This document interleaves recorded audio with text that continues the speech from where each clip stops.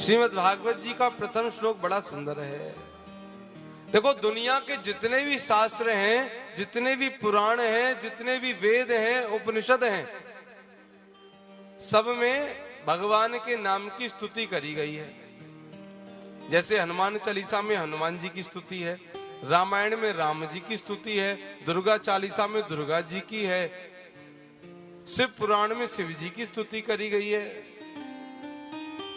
तो दुनिया के जितने भी शास्त्र पुराण हैं, सब में उनके मुख्य देवता की पूजा करी गई है। लेकिन जो श्रीमद् भागवत महापुराण है, ये बड़ा दिव्य पुराण है। इसमें किसी देवी देवता की स्तुति करी नहीं गई। इसमें स्तुति किसकी करी गई है? सत्यम परम धीमहि। देखो, जो भागवत है वो हमारा जीवन ही समझो, वो ये संसार है। जब इस संसार में कुछ भी नहीं होता तो केवल सत्य होता है, और जब ये संसार बन जाता है तो भी सत्य पर चलता है, और जब संसार बिगड़ जाता है तो भी सत्य ही बचता है शेष। तो यहां भागवत जी के प्रथम में सत्यम परम धीमहि कहा गया है, यानी सत्य, सत्य से बढ़कर और कुछ नहीं है। और जब भागवत जी का बीच आया है, मध्य, तो भागवत जी में बड़ा सुंदर श्लोक आया है, सत्यम व्रतम सत्य परम त्रिसत्यम सत्यस्य यौनिम निहतम च सत्य। बीच में भी सत्य की वंदना करी गई है।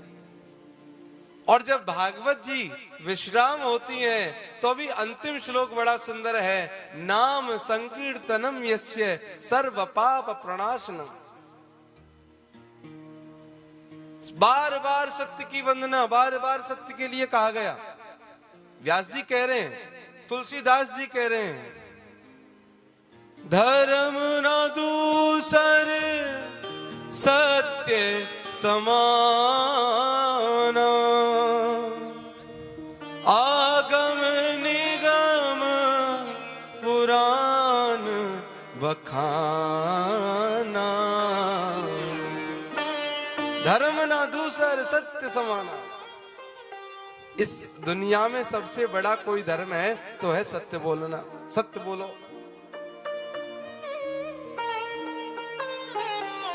बोले महाराज, पर कब तक सत्य बोले? कई बार तो आजकल ऐसा है कि बिना झूठ बोले काम ही नहीं चलता, बोलना ही पड़ता। सामने वाला टेंशन में आ जाए नहीं सच बोल दे तो। अच्छा, लोगों को भी अब झूठ सुनने की आदत पड़ गई। कमाल की बात है। देखो, जब जो काम ज्यादा होने लग जाए तो आदत तो पड़ेगी। अब दुनिया झूठे ही इतनी बोल रही है कि लोगों को भी झूठी अब सुनने की आदत है कि नहीं? अब आप किसी से बिल्कुल खरी सीधी कह दो तो क्या कहेंगे? तो मुंह फट है, इसमें तो बोलने की अकल ना है। यदि कोई साफ बात कहने वाला मिल जाए तो ये हाल है। अच्छा, चीकनी चुपड़ी जो लगाए वो, ये बढ़िया है। जबरदस्ती की तारीफ करे, झूठी तारीफ करे, लपोचन लगा के बात करे, बड़ा चढ़ा के बात करे, चने के पेड़ पे चढ़ा के बात करे। बहुत लोग ऐसे भी होते हैं, खूब पेड़ पे चढ़ा देते तारीफ कर करके।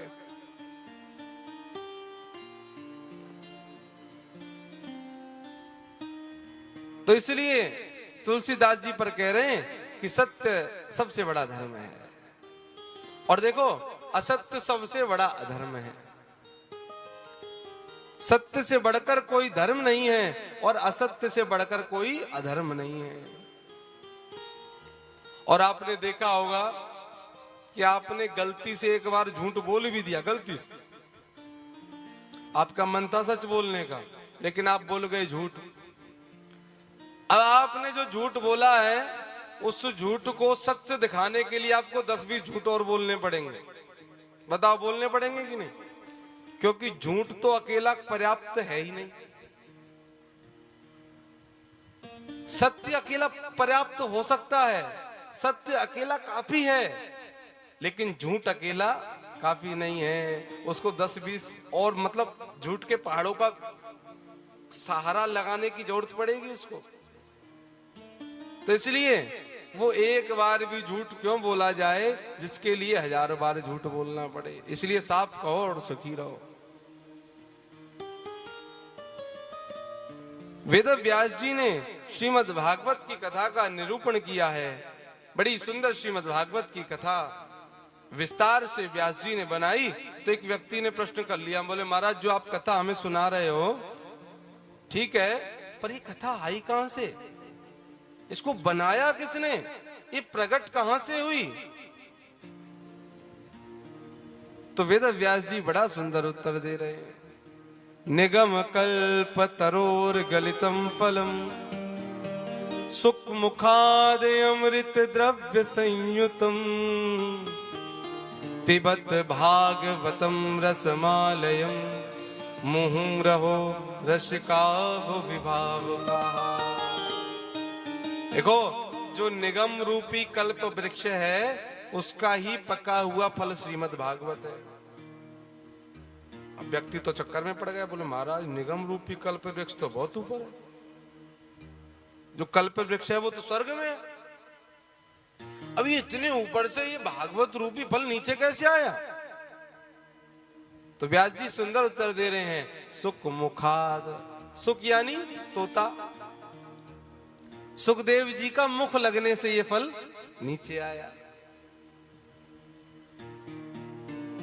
लोग बागों की कहावत है कि देखो जिस फल को तोते ने खा रखा हो तो सोचते हैं कि ये बड़ा मीठा होगा,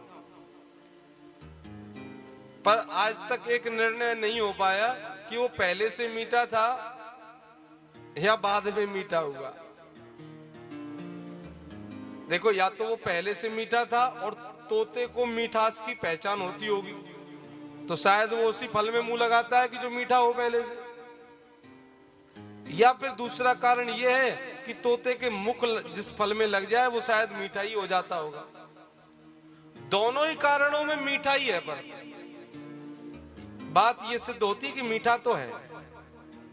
तो ये भागवत रूपी फल कैसा है, सुख मुखाद, ये सुखदेव जी का झूठा है, तो ये तो पक्का है कि मीठा है, या तो पहले से ही था या फिर सुखदेव जी का मुख लगने से हो चुका है, तो मीठा तो है। राम नाम अति मीठा है, कोई गा के देख ले, भगवान का नाम तो अति मीठा है। तो सुखदेव जी का मुख लगने से मीठा हो गया। बोले ठीक है महाराज, पर फल में तो छिलका भी होता है, गुठली भी होती है, ऐसे फल का क्या करें, कहां फेंकेंगे। तो वेद व्यास जी क्या कहते हैं, अमृत द्रव्य संयुतम। जैसे अंगूर होता है ना, अंगूर में ना छिलका ना गुठली, कुछ भी फेंकने के लिए नहीं है, तो ये भागवत रूपी फल भी अंगूर के जैसा है, कुछ भी फेंकने के लिए नहीं है, अमृत द्रव्य भरा पड़ा है अमृत से। बोले ठीक है हमारा, लेकिन कब तक कितनी बार सुने कथा को, दुनिया भर की कथा है।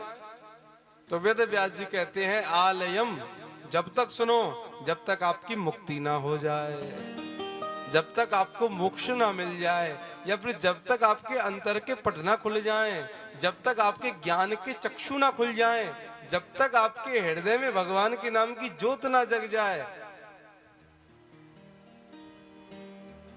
कहावत है कि सुनत सुनत पत्थर भये, पढ़त पढ़त भये ईंट, और तुलसी राम स्नेह की तनक न लागी छींट।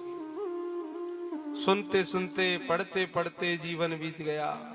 कितनी बार कथा सुनी होंगी, कितनी बार रामायण पढ़ी होगी, कितनी बार भगवान का नाम लिया होगा, लेकिन भगवान के नाम के रस की छींट तक नहीं पड़ी। तो ऐसा सुनना किसी काम का नहीं है। कथा सुनने का मतलब तो यही है कि आपका हृदय, आपका जीवन भगवान के रंग में रंग जाए। मीरा तो कह रही है, ऐसी रंग दे मोए रंग ना छूटे, धोबिया धोए चाहे सारी उमरिया, धोबी चाहे सारी उमरिया धोता रहे। पे प्यारे मुझे